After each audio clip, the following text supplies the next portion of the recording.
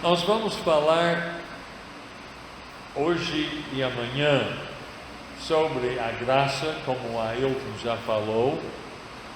O assunto que foi proposto se baseia numa passagem do apóstolo Paulo. Ele estava conversando com o Senhor, e o Senhor disse para Paulo, que estava se queixando sobre um problema. Ele disse: a minha graça te basta, a minha graça te basta. Agora nós mudamos um pouco, e o título que nós escolhemos, ou que você escolheu, é Tua graça me basta, que foi a atitude do apóstolo Paulo. Então nós vamos estudar sobre a graça, e na primeira sessão de hoje, e nós vamos daqui a mais ou menos uma hora, vamos ter um intervalo. Tenho que me acostumar aqui a todos esses aparelhos, mas daqui a uma hora mais ou menos nós vamos ter um intervalo, e na segunda sessão de hoje nós vamos falar sobre aquele assunto de Tua graça me basta. Mas eu gostaria de começar pedindo a presença de Deus e a bênção de Deus sobre esta reunião. Vamos orar. Nosso Pai, nós estamos agradecidos por todas as suas bênçãos. Pela bênção, Pai, de Jesus, que veio aqui para morrer por nós. Damos graças, Pai, pela escola da Bíblia, que está ensinando a sua palavra. E pedimos que o Senhor nos abençoe aqui hoje à noite, para que possamos ensinar a sua palavra de uma forma que nós entendemos bem a sua vontade para conosco. Pedimos, Pai, a sua presença e a sua bênção em nossos estudos, em nome de Jesus, nosso Salvador. Amém. Amém. Eu espero que todo mundo tenha uma Bíblia, porque nós vamos usar a Bíblia bastante em nosso estudo, e nós temos Bíblia se alguém precisa. Mas o título da lição para esta sessão hoje à noite é A Graça por Meio de Cristo. A Graça por Meio de Cristo. E a passagem principal que nós vamos estudar se acha em Romanos capítulos 1, 2 e 3. Romanos capítulos 1, 2 e 3. Eu acho que uma boa pergunta para começar o nosso estudo é: o que quer dizer estas palavras, a graça por meio de Cristo? O que quer dizer essa pergunta? Eu acho que nós temos que falar um pouco sobre o significado da palavra graça. O que é que significa a palavra graça? Luiz, o som está bom? Está bom? Todo mundo está escutando bem? Aí atrás também? Ótimo. Graça, o conceito de graça, a palavra graça, eu entendi desde criança praticamente que a graça é o favor não merecido de Deus para conosco. O que eu não mereço, Deus me deu. E eis aqui o significado da graça. Graças a Deus, Ele não me dá o que eu mereço. Ele dá o que eu preciso. porque eu não mereço nada. Eu sou pecador, rebelde contra Deus, desobediente às vezes, arrogante, não é? Trato mal os meus próximos de vez em quando. Eu sou pecador, eu não mereço nenhum favor de Deus. Agora, o fato é que eu trabalhei 16 anos aqui no Brasil, nós moramos aqui. Eu estou pregando a palavra de Deus por mais que 60 anos, mas eu não mereço nada. Porque se eu faço uma lista das coisas boas que eu fiz, eu podia produzir uma lista maior de coisas más que eu fiz, ou pensei, ou falei.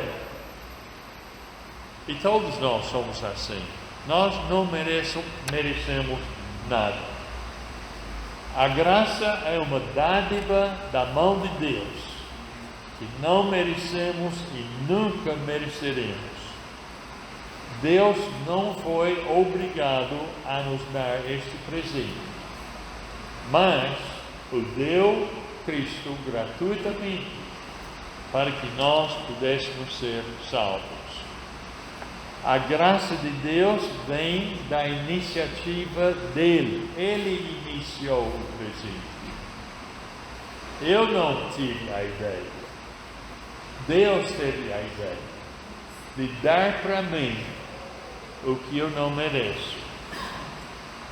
Um pregador disse: a graça é Deus amando, Deus se abaixando, Deus resgatando, Deus dando de si generosamente por meio de Jesus Cristo. E outro pregador, esse amigo meu, disse: a graça é a justiça de Deus às custas de Jesus. A graça é a justiça de Deus às custas de Jesus. Deixe-me ilustrar o que é a graça. Quando eu estava no colégio, há muitos anos atrás, eu tive a ideia que eu queria estudar latim, a língua latina. Queria estudar o latim. Então nós fomos para o chefe do colégio, alguns de nós que queríamos estudar essa língua, nós fomos, porque essa língua não estava incluída no programa de nosso diploma, mas nós queríamos estudar essa língua. Fomos para o chefe da escola e pedimos a ele que ele escolhesse um professor e que nós pudéssemos estudar essa língua. Então, o diretor gostou da ideia e ele instituiu o curso, e eu me matriculei no curso e eu estava estudando. Não foi fácil para mim, foi muito difícil. Mas um dia nós tivemos uma prova para determinar o que realmente estávamos aprendendo. Antes da prova começar, eu tive o meu livro para o curso. E antes de começar a prova, antes da aula começar propriamente, eu abri para a área onde nós íamos ter a prova. E o professor começou a escrever no quadro negro as perguntas. E eu copiei as perguntas e eu comecei a escrever as respostas. O que eu não percebi é que eu não tinha fechado o meu livro. O meu livro estava aberto. na minha mesa. E eu tinha colocado minha mão assim, e eu estava escrevendo, de repente eu senti a presença do professor aqui. Olhei assim, ele disse: "Que significa isso?" Foi a primeira vez que eu sabia que esse livro estava aberto, justamente a lugar onde eu podia colar. Mas eu não tinha colado. Eu nem sabia que o livro estava aberto. Eu falei para o professor: "Oh, professor, me desculpa, eu não sabia que esse livro estava aberto." Estava aí. Eu não sabia. O senhor me perdoe, por favor. Sabe o que ele fez? Ele me perdoou, me deixou terminar a prova. Claro que eu fechei o livro. Ele me deixou terminar a minha prova e ele não me cobrou. Nunca. Ele nunca me cobrou aquele erro que eu fiz. Eu acho um ato de graça. Ele me fez um favor que eu não mereci. Sabe o que eu mereci? E graças a Deus eu não fui o professor naquele dia. Mas sabe o que eu mereci? Eu mereci ser expulso da classe, expulso talvez da faculdade por alguns dias, porque eu estava fazendo o que foi expressamente proibido: colar numa prova. Outro exemplo de graça: quando Jane e eu celebramos 58 anos de casados, nós fomos para uma pequena casa no mato, mais ou menos uma hora e meia de onde nós moramos. E lá nós passamos alguns dias e foi muito bom. E depois de celebrar esse aniversário, nós estávamos voltando para casa. Agora, aquele trecho da casa no mato até a nossa casa é bem rural, pouco trânsito, mas há um pedaço aí onde a velocidade tem que ser diminuída para mais ou menos 75 km por hora. Mas eu estava guiando mais ou menos 90 ou 95 km por hora. Nem estava percebendo também que eu não estava pensando, eu estava guiando, não é? Não tinha trânsito, não tinha nada. E eu passei por uma pequena cidade. E de repente eu vi a polícia aqui, num carro. E eu imediatamente falei para Jane, eu estava excedendo a velocidade. E eu vou ganhar uma citação. E com certeza eu vi o carro me perseguindo e eu encostei o carro fora da pista e o homem da polícia: "Onde está o Adalto?" O Adalto era guarda. O policial chegou lá, ele disse: "O senhor sabe a sua velocidade?" Ele disse: "Olha, eu sei que eu estava excedendo a velocidade. Eu acho que eu estava viajando mais ou menos a 90 km por hora." Ele disse: "Você sabe o que é o limite aqui, nesse trecho?" Eu falei: "a 45." Não, 45 milhas, seria 60 quilômetros. Ele disse, perigoso ir a carro assim. Posso ver a sua carteira de motorista? Eu mostrei para ele.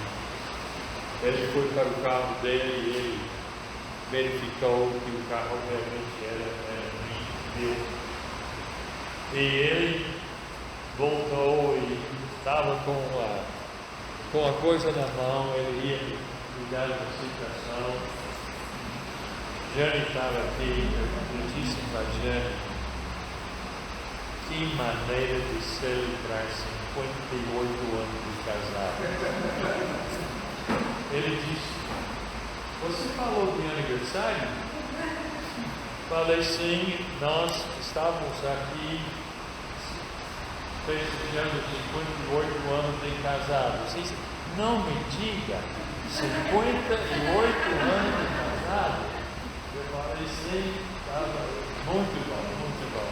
Ele disse, sabe, eu e minha esposa festejamos 30 anos de casados há pouco tempo. Parabéns. Ele disse, olha, eu não vou dar citação para você. Parabéns pelo aniversário. Tome mais cuidado quando passa por isso. E um bom aniversário. Esta é graça. Não é graça? Ele me deu o que eu não mereci. E é isso que Jesus fez quando Ele mandou Jesus, que Deus fez, quando Ele mandou Jesus para morrer por nossos pecados. Ele nos deu o que precisávamos, não o que merecíamos. Então vamos ver alguns trechos que falam sobre essa graça. Em primeiro lugar, vamos para João capítulo 3. João capítulo 3. Alguns de vocês, talvez todos, conhecem esse versículo de cor, mas é um dos versículos mais importantes da Bíblia. A Bíblia diz, em João capítulo 3 e versículo 16, porque Deus tanto amou o mundo, que deu o seu Filho unigênito, para que todo o que nele crê não pereça, mas tenha a vida eterna. Pois Deus enviou o seu Filho ao mundo não para condenar o mundo, mas para que este fosse salvo por meio dele. Quem nele crê não é condenado, mas quem não crê já está condenado, por não crer no nome do Filho unigênito de Deus. Essa é talvez a melhor descrição na Bíblia sobre a graça de Deus. Deus amou ao mundo de tal maneira que Ele enviou o seu Filho para morrer em nosso lugar. Porque Ele morreu, nós podemos viver, se aceitamos esse presente.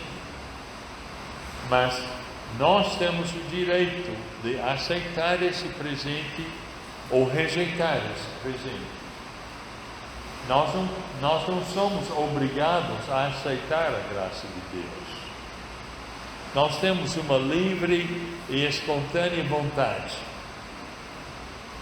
Mas se nós aceitamos a graça de Deus, nós podemos viver eternamente.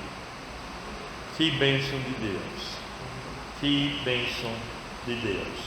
Uma outra passagem muito boa sobre a graça de Deus se acha em Romanos capítulo 5. Romanos capítulo 5. a partir de versículo 6. Romanos 5 e 6. Eu estou usando o NVI e a leitura às vezes é um pouco diferente, mas o significado deve ser o mesmo. Mas se você tiver uma pergunta sobre isso, pode me perguntar. Deixe-me ler a partir do versículo 6.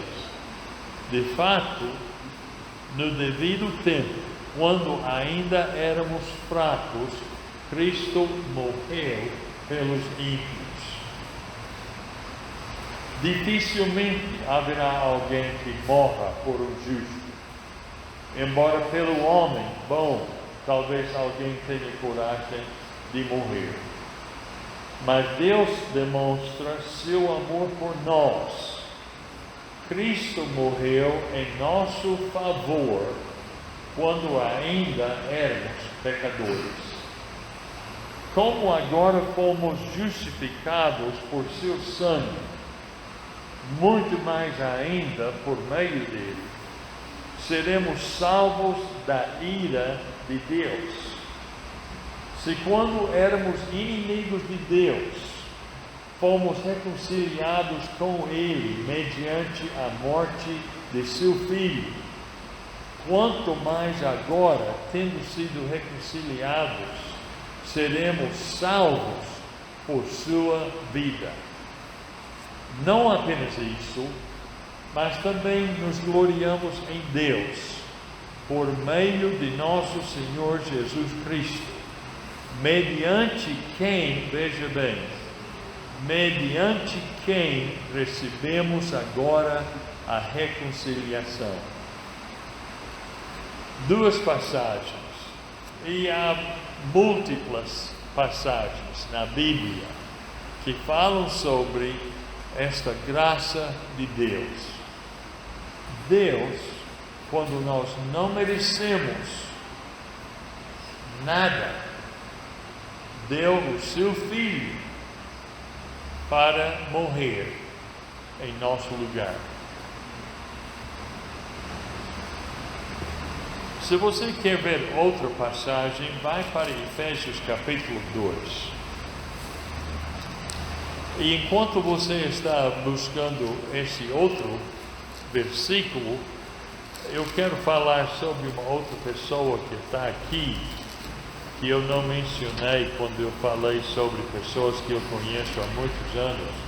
Valdemira, aqui, que era Valdemira Sampaio, que nós conhecemos quando ela tinha 1 ou 2 anos. 6 anos, Mas ela está aqui conosco hoje e nós estamos muito felizes por ver essa senhora. Que Deus abençoe. Amém. Efésios capítulo 2.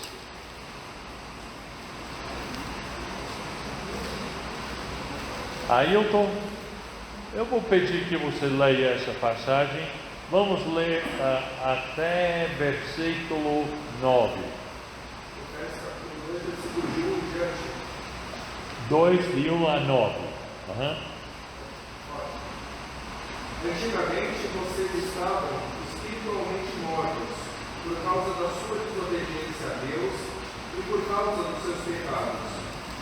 Naquele tempo, vocês seguiam o mau caminho do mundo, obedecendo àquele que governa os poderes espirituais do espaço, o espírito que agora domina os que desobedecem a Deus. De fato, todos nós éramos como eles, vivendo de acordo com a nossa natureza humana, e fazíamos o que o nosso corpo e a nossa mente queriam. Assim, como os outros, nós também estávamos destinados a sofrer o castigo de Deus. Ele, porém, é muito rico em misericórdia, e o seu amor é muito grande. Por isso, quando estávamos espiritualmente mortos por causa da nossa desobediência, Ele nos trouxe para a vida que temos em união com Cristo. É pela graça de Deus que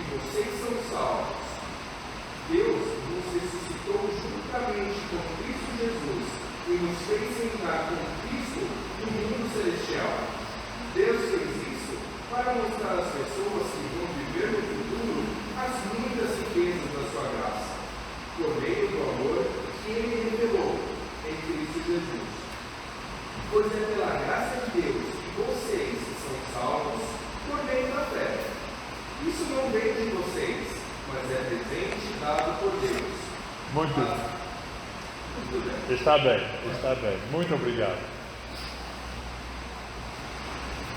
Aqui em Efésios capítulo 2,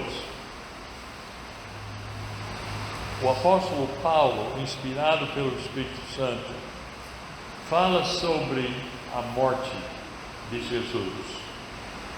Fala sobre a condição do ser humano antes da morte de Jesus. Ele descreve, em certas traduções, ele descreve a condição da pessoa sem Cristo como sendo um filho da ira. Um filho da ira.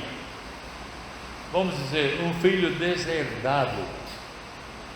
Um filho não reconhecido pelo pai. Eu conheci nos Estados Unidos um homem, um bom homem, que tinha um filho que ficou tão ruim por causa de drogas,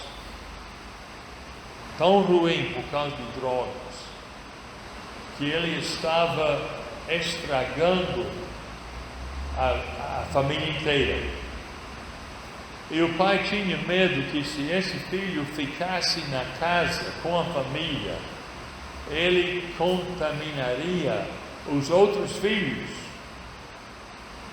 Então ele mandou o filho embora e o deserdou. Está me entendendo? Ele o deserdou. Ele se tornou, em vez de um filho amado, um filho da ira do pai. Agora, nós que não temos Cristo em nossas vidas, são filhos e filhas da ira de Deus. Agora, quando Deus olhou para o ser humano, a raça humana, e Ele viu a condição do homem, Ele não podia salvar-se a si mesmo. E outra coisa, Deus sendo justo, não podia aceitar estas pessoas que viviam em rebelião contra Ele. Então o que é que Ele fez? Ele enviou o seu Filho, um homem perfeito, que foi crucificado, que deu o seu sangue. E Jesus, que fez isso, ofereceu uma vida perfeita, sangue perfeito, espiritualmente falando, perfeito.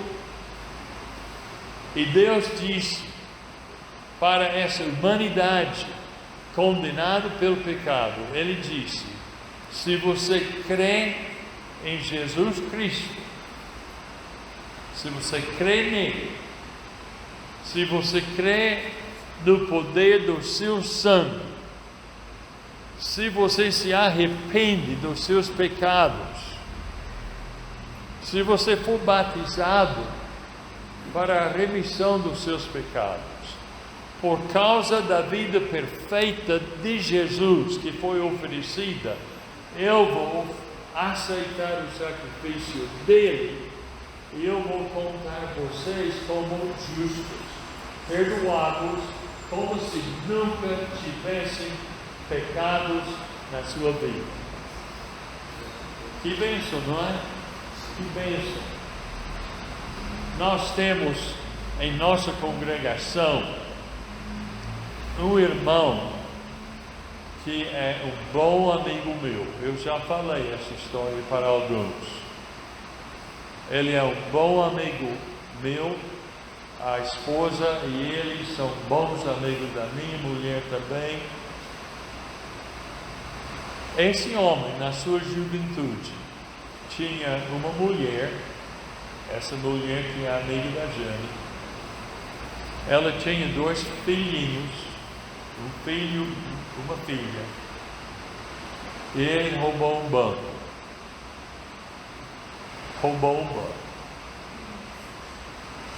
A polícia logo descobriu quem tinha feito isso. Ele foi processado, ele foi condenado, ele foi colocado numa prisão federal nos Estados Unidos. Eu perguntei a ele, anos depois, por que você fez isso? Porque os pais dele eram religiosos, dedicados, bons cidadãos, e o filho roubou o banco, foi para a prisão federal. Eu perguntei, por que você fez isso? Ele disse, porque eu estava aborrecido,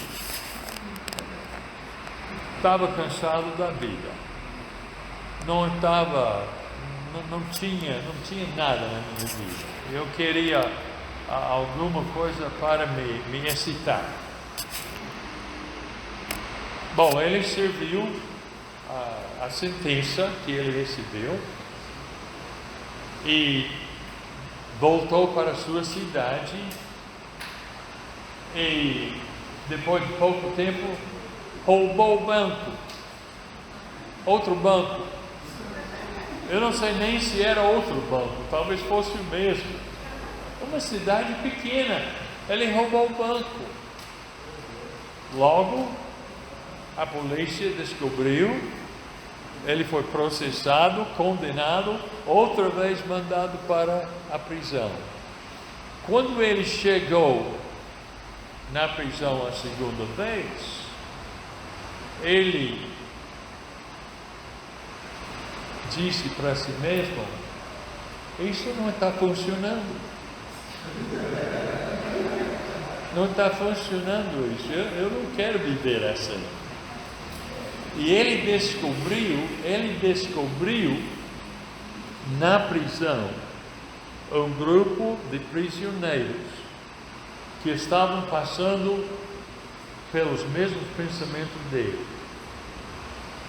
E eles decidiram que eles iam se reunir e eles iam estudar a Bíblia e eles iam descobrir o que era a verdadeira religião de Deus, a verdadeira igreja de Deus. E eles estudavam. Finalmente eles tinham uma descrição na mente deles daquilo que a igreja deveria ser. E sua conclusão imediata foi: não existe uma igreja assim no mundo inteiro. E certamente não existe nos Estados Unidos. Mas houve na prisão um outro prisioneiro. Esse prisioneiro não era membro fiel de nenhuma igreja, ele estava na prisão também. Mas ele disse: vocês estão errados, existe uma igreja certa. Existe uma igreja que é exatamente o que vocês já descobriram estudando. Eles disseram: mas qual o nome dessa igreja? E ele falou: bom, eu tenho parentes nessa igreja, e o nome da igreja é a Igreja de Cristo. Você tem acesso a endereços a essas igrejas? Por alguma maneira, não sei como, eles descobriram os endereços de muitas igrejas, Igreja de Cristo. Mandaram cartas para todas essas igrejas, pedindo que os pregadores respondessem a muitas perguntas, para ver se realmente essas igrejas seguiam o que eles tinham descoberto na Bíblia. Estão me entendendo a história até agora? Estão me entendendo? De todas as cartas que os prisioneiros mandaram, só um pregador respondeu a cada pergunta. E ele respondeu a cada pergunta.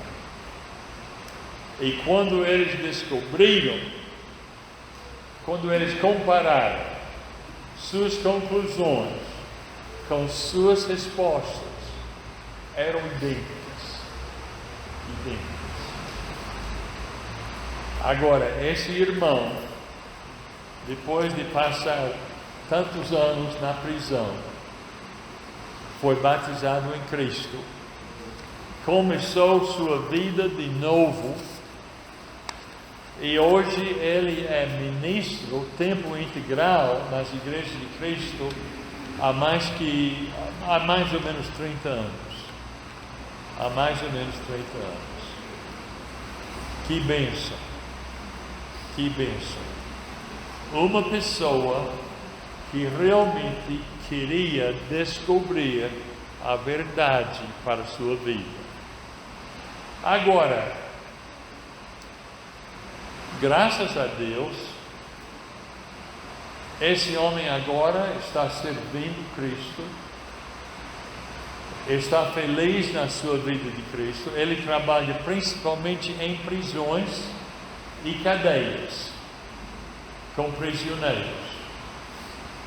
Mas ele está sendo útil. Agora, o ponto. Ele foi justificado por Jesus Cristo. Esse homem não mereceu nada, a não ser prisão. Ele perdeu a família, ele arruinou a vida dos seus pais, ele foi uma desgraça para si mesmo, inimigo do Estado. Ele não mereceu nada por causa dos seus pecados. Mas quando ele aceitou a graça de Deus por meio de Cristo, ele foi perdoado, e hoje ele vive como se ele nunca tivesse pecado, nunca. Está me entendendo? Agora, pode ser assim com todos nós. Não importa o pecado que nós cometemos.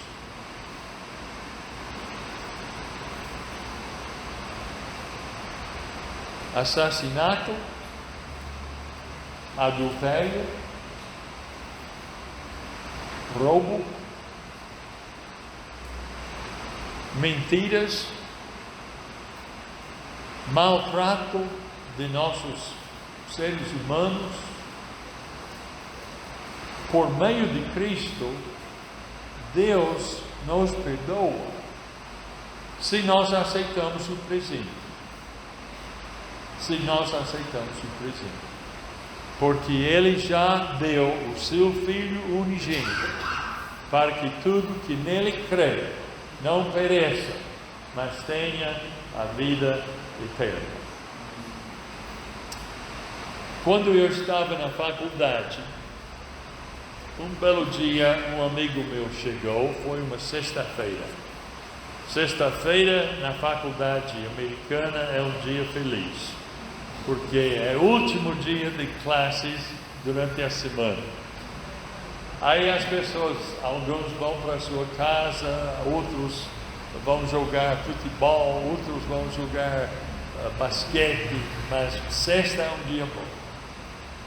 Esse rapaz, meu colega, chegou e ele disse: Norton, eu quero mostrar uma coisa para você.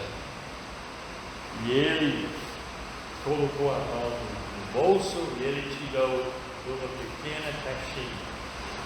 E ele abriu e lá estava uma aliança muito bonita. Ele disse: eu vou dar hoje, eu vou dar amanhã para minha namorada. Vou pedir que ela me case. Eu parabenizei, não é? Segunda-feira, ele voltou para o campus. E eu disse: Steve, como é que foi? Como é que sua namorada aceitou a aliança? Ela estava feliz? Caiu o rosto dele e ele disse: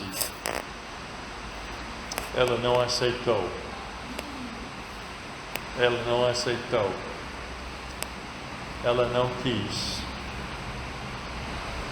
A salvação é assim, não é? Deus oferece a salvação pela graça dele, por meio de Jesus. Mas a decisão, se aceitamos esse presente ou rejeitamos esse presente, está em nossas mãos. Eu gostaria de falar por uns minutos antes do intervalo sobre uma passagem em Romanos capítulos de 1 a 3. Seria bom você anotar essa passagem e ler depois, porque nós não podemos ler a passagem inteira. Mas eu posso dar um pequeno resumo. Romanos de 1 a 3.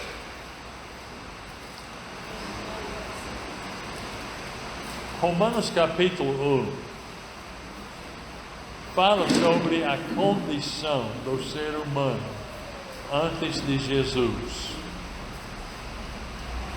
O homem estava completamente perdido. Em Romanos capítulo 1 e versículo 18, a Bíblia diz: portanto, a ira de Deus é revelada dos céus contra toda impiedade e injustiça dos homens que suprimem a verdade pela injustiça. Pois o que de Deus se pode conhecer é manifesto entre eles, porque Deus lhes manifestou. Pois desde a criação do mundo, os atributos invisíveis de Deus, seu eterno poder e sua natureza divina, têm sido vistos claramente, sendo compreendidos por meio das coisas criadas, de forma que tais homens são indesculpáveis, porque tendo conhecido a Deus, não o glorificaram como Deus, nem lhe renderam graças, mas os seus pensamentos tornaram-se fúteis e o coração insensato deles obscureceu-se. A partir daqui, Jesus diz o seguinte, em primeiro lugar, aqui em Romanos, capítulo 1 e capítulo 2, em primeiro lugar, o apóstolo diz os gentios rejeitaram a Deus. Agora, um gentio é qualquer pessoa que não seja judeu. Talvez nós tenhamos aqui hoje à noite judeus. Mas se você é judeu, você não é gentio.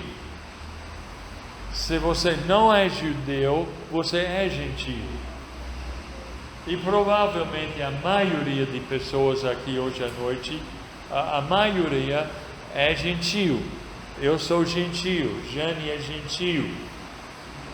Mas quando nós voltamos na história, houve uma época antes de Cristo, quando os gentios eram pessoas terríveis, idólatras, assassinos. Você pode mencionar o pecado e eles tinham cometido o pecado. Agora, Paulo diz, essas pessoas eram indesculpáveis,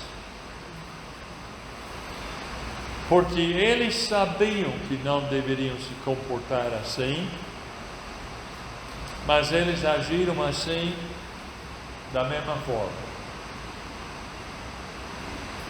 Quer dizer, nós não podemos usar a ignorância como desculpa. A ignorância não é nenhuma desculpa pelo pecado.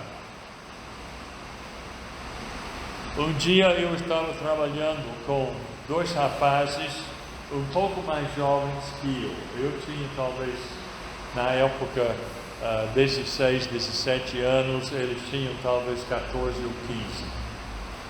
E eles chegaram para mim, sabiam que eu queria um dia ser pregador, e eles chegaram para mim e disseram: "Ô Norton, nós temos uma pergunta para você.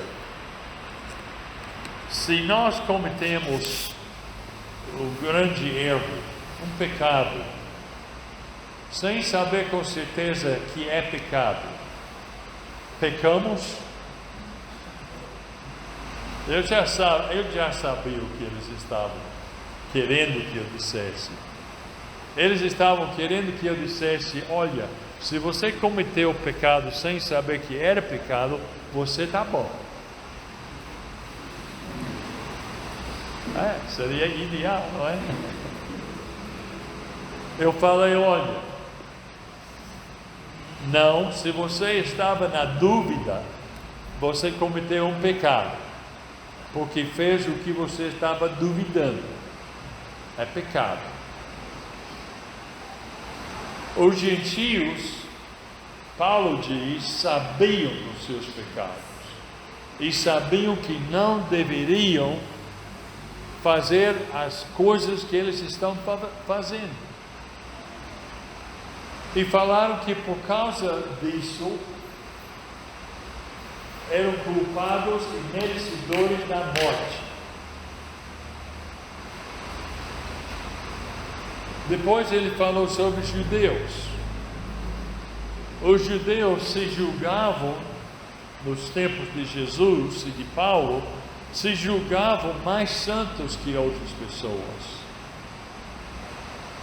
E os judeus pensaram que eram mais santos porque eram o povo escolhido por Deus e tinham a Bíblia do Velho Testamento, tinham a lei de Moisés. Paulo disse: o problema com vocês judeus, vocês têm a lei, mas vocês não obedecem. São culpados. Vocês merecem a morte. O gentio merece a morte porque ele sabe o que ele faz está errado. Vocês merecem a morte porque vocês sabem, mas de uma forma mais clara, porque tem a Bíblia, tem o Velho Testamento. Ele diz: enfim, todos são pecadores, judeus e gentios, todos nós somos pecadores, somos perdidos. Se não fosse por Jesus, não haveria esperança nenhuma por nós. Por meio de Jesus há esperança. E Paulo fala sobre essa esperança em Romanos capítulo 3 e versículo 21. 3 e 21. Ele diz: mas agora se manifestou uma justiça que provém de Deus, independente da lei, da qual testemunham a lei e os profetas.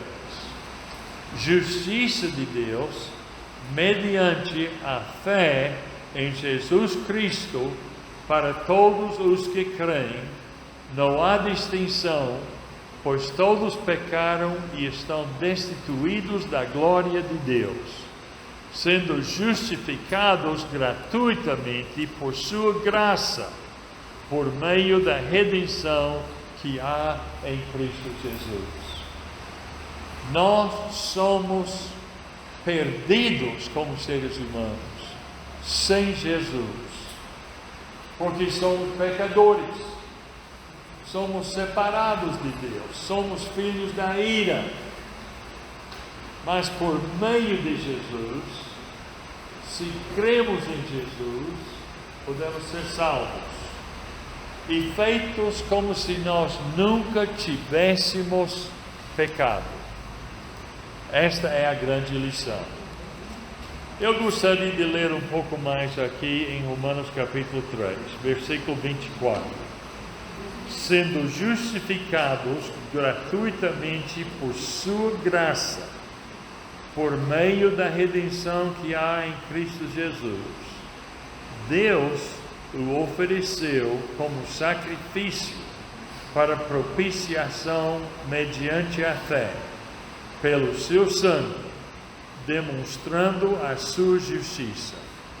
Em sua tolerância, havia deixado impunes os pecados anteriormente cometidos, mas no presente demonstrou a sua justiça, a fim de ser justo e justificador daquele que tem fé em Jesus.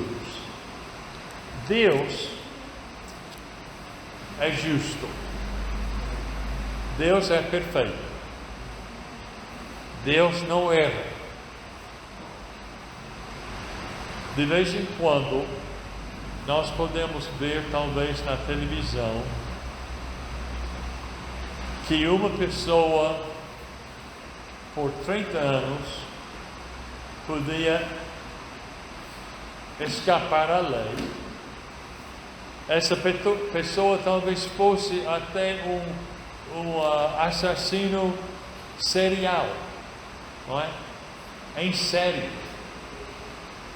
Esse homem podia ter morto muitas mulheres, mas ninguém descobriu. Ninguém descobriu. E depois de 20 anos, 30 anos, ele é descoberto. Mas alguns criminosos nunca são descobertos. Nunca. Mataram muita gente, abusaram muitas mulheres, abusaram crianças, mataram crianças, nunca foram descobertos pela lei. E alguns acham, não é justo isso. Como é que uma pessoa que fez tanta coisa errada pode escapar às consequências? Bom, o ser humano é imperfeito. Nossas leis são imperfeitas, nossos policiais são imperfeitos, nossos procuradores são imperfeitos.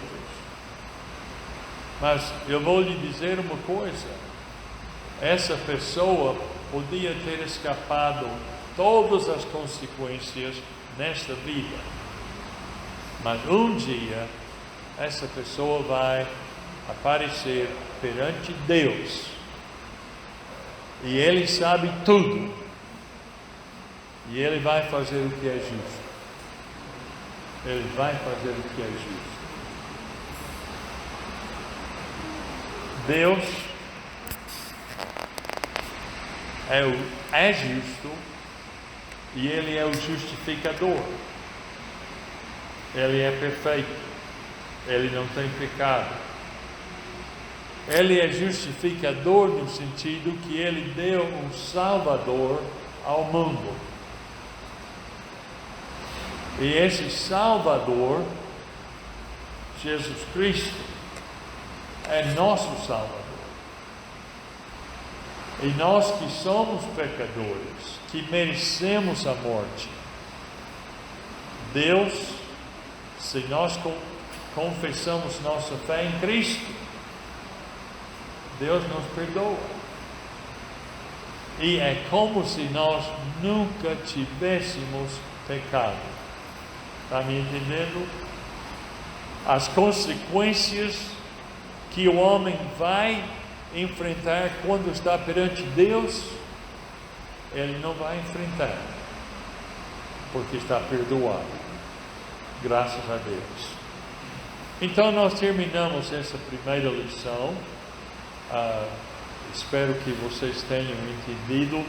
Se não, aqui na hora do café, mais que café aqui, não é?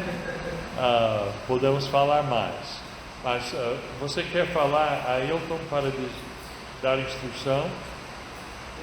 Então, vamos, são 8h20, às 20 para as 8, às 20 para as 9, melhor dizer, 8h40, vamos voltar aqui para a segunda sessão de hoje.